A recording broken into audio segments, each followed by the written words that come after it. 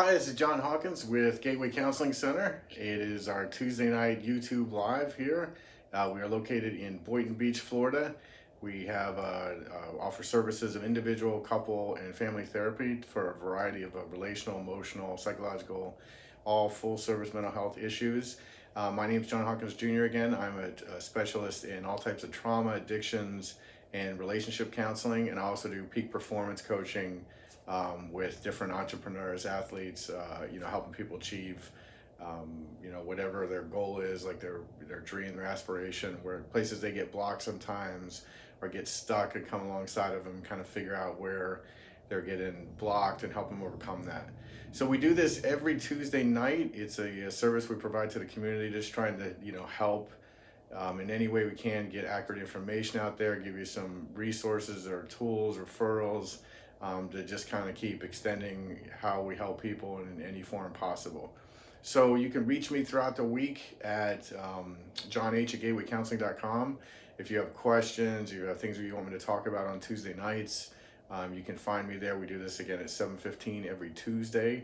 You can reach us at Gateway Center on Instagram. We have a Facebook page as well. It's Gateway Counseling Center. And then obviously our YouTube channel, Gateway Counseling Center. You can find me daily. You can follow me at John D. Hawkins Jr. on Facebook. I do a daily post writing about all these kind of issues, whether it's, motivation, mental health issues, relationship issues, performance issues, just, to give you something on a daily basis you can use that hopefully will benefit you, find value from.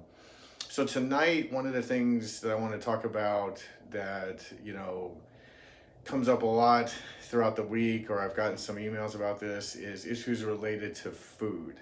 So it could be, I've worked with everything on the spectrum with food issues. It could be, binge eating, obesity. It could be on the other end where I'm restricting, anorexia.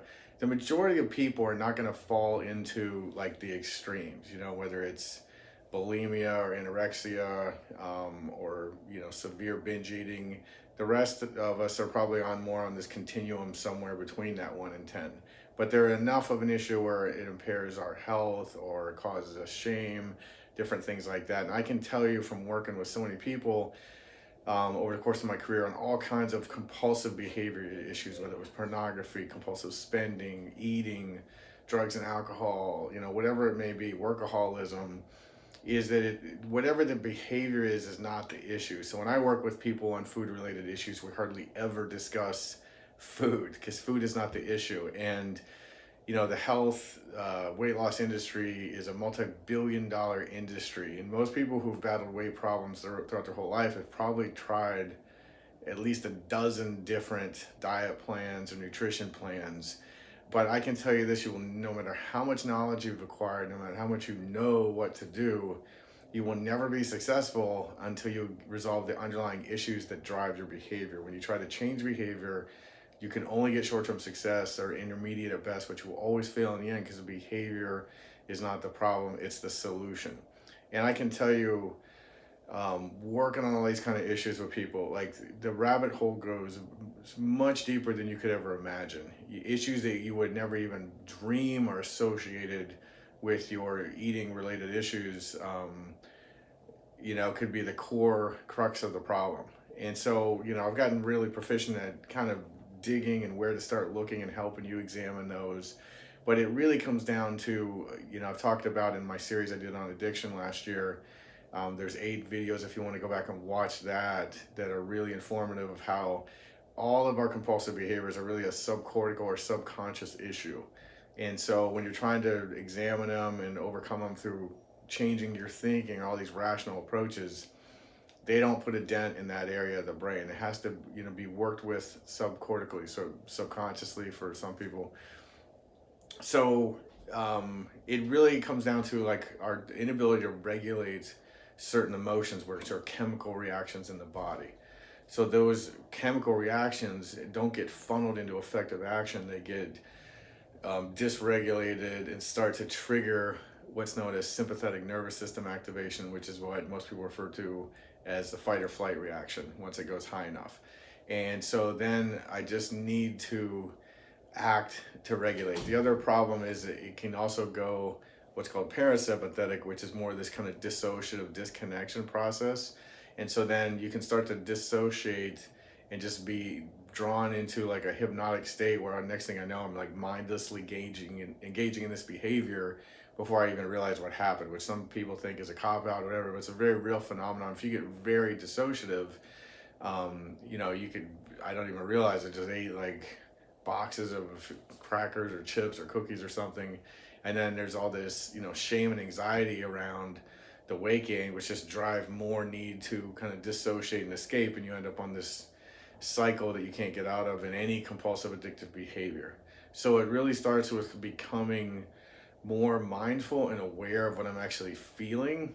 That I think most people are really disconnected from what they're feeling emotionally and what they're feeling in their body, which is where the emotions are. They're chemical reactions in the body. Neurotransmitters released in your head, but emotions are not in your head. When I ask people what they think, I mean what they feel right now in the moment, most people always initially tell me what they think, even if they use the word feel. They say, well, I don't feel that's right, or I don't feel he or she should have done that. And I say, well, as you think that, what do you feel inside right now, or what do you notice in your body right now as you're thinking that? And so you want to, you know, start to get connected, which is for most people going to go to some form of anxiety or numbness when they're really disconnected. And so it just takes a little bit of work to start to slow down and notice. It's very simple. Everybody overcomplicates it, but it's really just like you sitting down and saying, okay, what am I feeling? Is it in my chest or stomach or arms or face? What am I noticing in my body inside right now in this moment? And then starting to develop a tolerance for those body sensations that we call emotions, or you may get tension or knots in your stomach, which is anxiety symptoms, but where I can start to slow things down and the intensity come down some, and I can get to some of the underlying emotions that are driving my behavior. So when you engage in binge eating or mindless eating or all these kind of things, you're going to have two types of triggers. For all compulsive behaviors, really reduced down to two. One's going to be an emotional trigger. So something, whether it's in thought and you know, something outside myself, some event is going to trigger a certain emotion, which then triggers a form of anxiety, which then triggers a defense. In this case, it would be food. So you want to start to, you know, okay, if I binge ate last night or binge ate, what was going on with me prior to that? What was I feeling emotionally? Or if you're in the moment, you notice you're having food cravings, what am I feeling inside emotionally? Am I sad, lonely, discouraged, discontent, angry? You know, what are the emotions that are starting to drive my behavior? The second type of trigger is a condition trigger, what you've heard of as like Pavlovian dog. So this could be a location, time of day, certain people. So let's say if I every day come home at 5:30 and start eating sugar-laden foods. It could be ice cream, cookies, candy, whatever it may be. So then it's just that 5:30, my brain tells me it's time for sugar. So then it's got this really like solid association. So when you're trying to break out of that, so first you want to identify my condition triggers, and then start to develop interventions or strategies to like decondition those and create new associations. So maybe at 5:30 every day, I go, you know, connect with friends and have coffee. Maybe I go to the gym.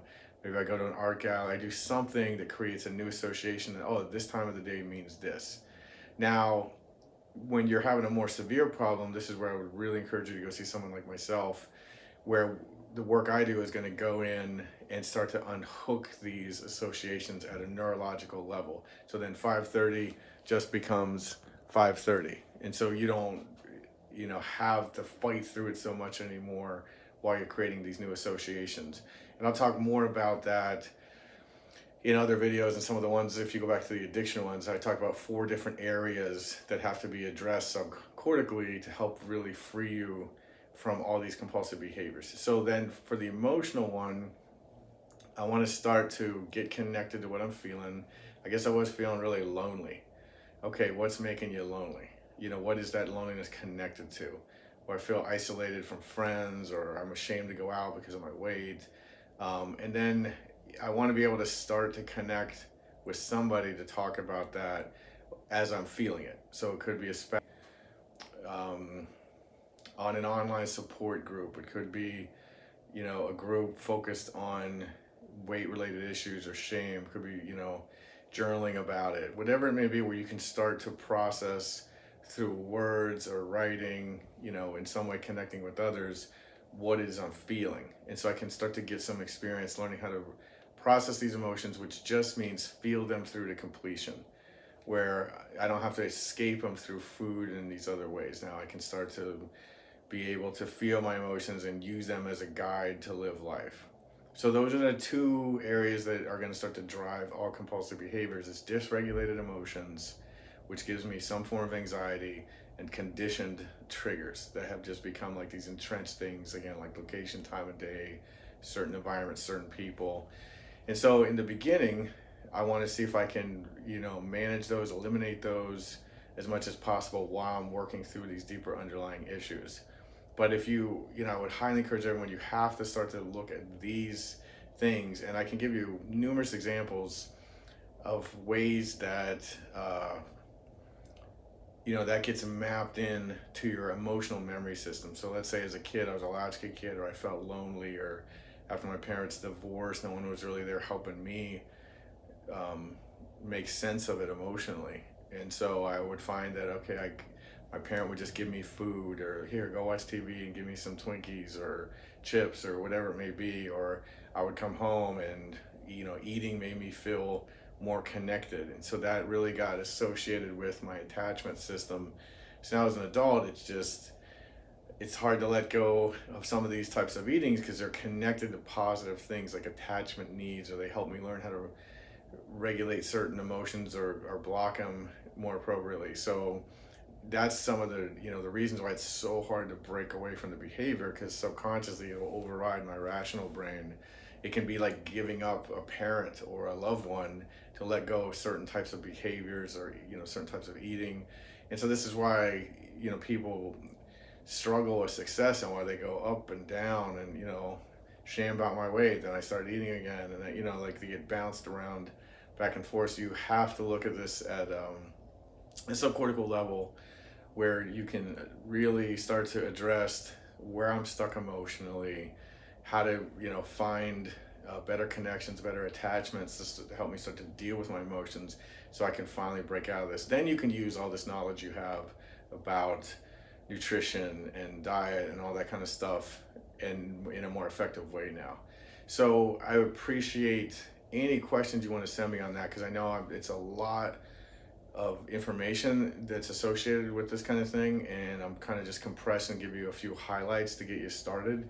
But I'd be more than happy to discuss that with any of you. Again, you can reach me at jonh@gatewaycounseling.com.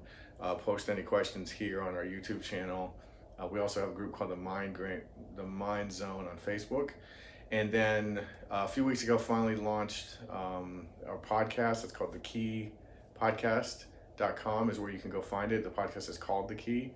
And so that we have a longer format, usually 45 minutes to an hour.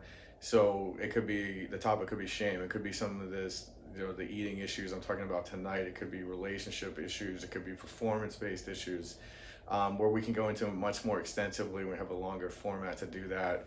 And eventually we'll probably be having, some of my clients, or some of any of you who want to come on as a guest, where I can work with you on the podcast. And that might be something we incorporate on Tuesday nights as well, where we could do a little bit of work for you on like a live video, so you guys could see how some of this actually looks in practice. So I hope that has been helpful to you. If you believe anyone could benefit from that, please forward them the video or refer them to it. And we want to just keep hearing from you, so we can keep creating content that benefits you and that you find really useful to yourselves and anyone that you care about. So reach me at that email. Follow us throughout the week on any of the platforms we're on Instagram, Facebook. If you want to follow me personally, John D. Hawkins Jr. on Facebook or Instagram under the same thing, where I post daily. And you can read my blog post, and please listen to the Key Podcast, keypodcast.com, to follow us there. We're really excited about that, where we're really giving kind of a longer, format on some of these topics that we do on Tuesday nights. So I look forward to seeing you guys next Tuesday. Have a great week. Thanks for taking the time to watch the video. And every Tuesday night at 7:15, I'll see you then.